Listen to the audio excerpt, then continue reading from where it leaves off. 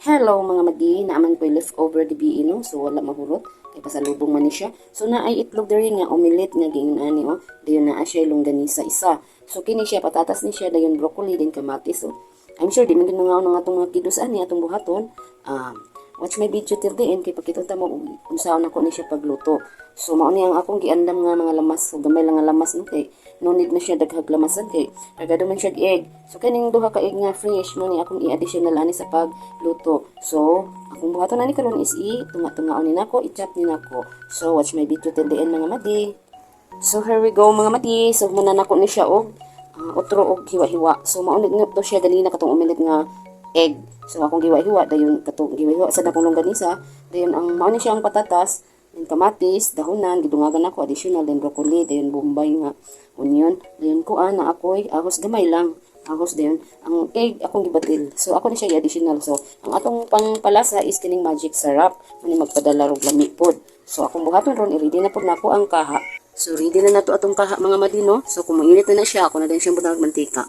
Well, nagpainit sa atong kawa kay medyo basa pa man, so ato nang pakita sa inyo kinatinforma na ako nga gi-prepared kanina nga mga leftover. So pakitunta mga bagong niluto nako mga madi para ang mga kiddos kung naami mga kids mga na sila og tarong, so dili na sila mamili pa. So niinit na akong kawa, butangan na nako siya og mantika. So igisa na nako siya mga madi no, ako ni siyang butangad magic syrup. Ngayon atong ukayon. Ilahin ako ang mga kamatis ug dahonan kay malasa man siya. Kaya muna isulit siya mga madi, mulami pa dito siya. Ato siyang butangan o fresh egg. O, diba? Nga, nara kasimple mga mati kung magluto mo sa inyo. Hindi mo sige balik-balik sa menu ninyo kung para dili mapula ng inyong kids. So, ato na siyang utayon ha. Yung tatar, ato na din kong ilunod kong broccoli, kamatis, o dahonan. Hindi na to siya isa kay malata man siya.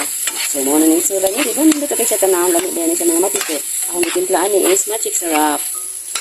Well, leave na to siya og mga 10 seconds mga madi. So, ato ni siyang i-prepare ning ilunod na to ang broccoli, dahonan ng sibuyas, then kamatis. So, kay padung na ni siya uno. So, muna ni siya. So, final na ni siya, no? So, ulahi gina niya mga madi. Kanang bitong dalira mga lata. Dalira siya makuan. So, ulahi gina siya. So, ato upayong gamay. Then, human na ni. Ato na yung haunon. So, prepared na to ang sudlanan ani. So, here we go. So, mauna ni siya mga madi. So, okay na ni siya. So, ato nang pagno ng atong stew. Okay, ready na nako ni siya i-haon. Nagkuha na ko gahong. So, here we go mga mati. Ako na siyang i-serve. Tanawan ninyo. Ang lami ni kaayo po mga kasawa. Okay. So, ano ni siya mga mati. Kung finished product. So, di ara mga mati. So, lami na kayo ni siya. So, kung namin mga kids, mga ano, gini sila kay lami yung pagkaluto. O, di ba?